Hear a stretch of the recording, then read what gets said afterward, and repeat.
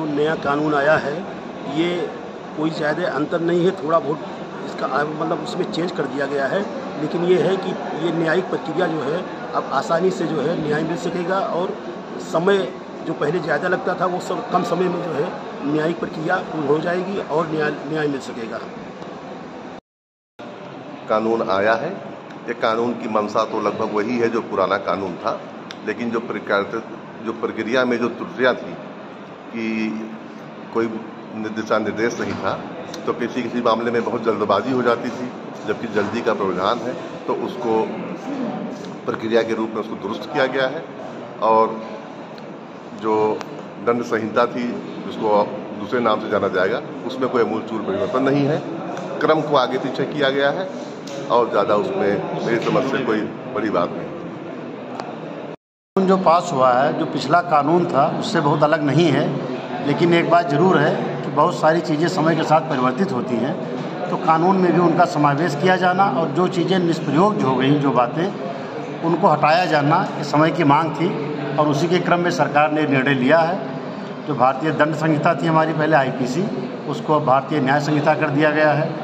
जो दंड प्रक्रिया संहिता थी, जो प्रोसीजर था जिसे दांडिक मुकदमों को चलाने का, किस तरह से विवेचना की जाएगी, किस तरह से मुकदमा चलेगा, उसका नाम भारतीय नागरिक सुरक्षा संहिता कर दिया गया है। अब इसमें एक चीज़ जो विशेष रूप से किया गया है, बाकी तो पढ़ने पर बहुत सारी चीज़ें और सामने आएंगी, लेकिन समय बाउंड कर दिया गया है। चाहे वो रिमांड की बात हो, विवेचना की बात हो या मुकदमे के ट्रायल की बात हो, चार्ज फ्रेमिंग की बात हो, हर चीज़ टाइम बाउंड कर दिया गया है। रिमांड पहले 15 दिन की पुलिस को मिलती थी, पुलिस कई बार टाइम नहीं मिल पाता था, बार बार न्यायालय से टाइम सीख करती थी। अब उसमें जो पहला रिमांड होगा वही 40 डेज़ का पुलिस को मिलेगा बड़े मुकदमों में, तो पुलिस के पास पर्याप्त टाइम होगा विवेचना में जो डिस्कवरी या फैक्ट करना होता है उसको करे और न्यायालय के सामने प्रस्तुत करे।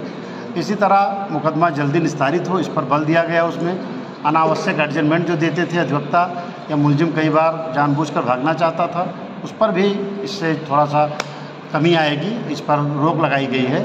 टाइम बाउंड विवेचना हो और टाइम बाउंड चार्ज फ्रेम हो जाए, टाइम बाउंड निस्तारण मुकदमे का, इस पर जोर दिया गया है। और मुझे लगता है इससे बहुत बड़ा पूरी न्यायिक प्रणाली में बहुत सुधार आएगा और शीघ्र निस्तारण हमारे यहाँ की बहुत ज़रूरत है, पेंडेंसी इतनी ज़्यादा है।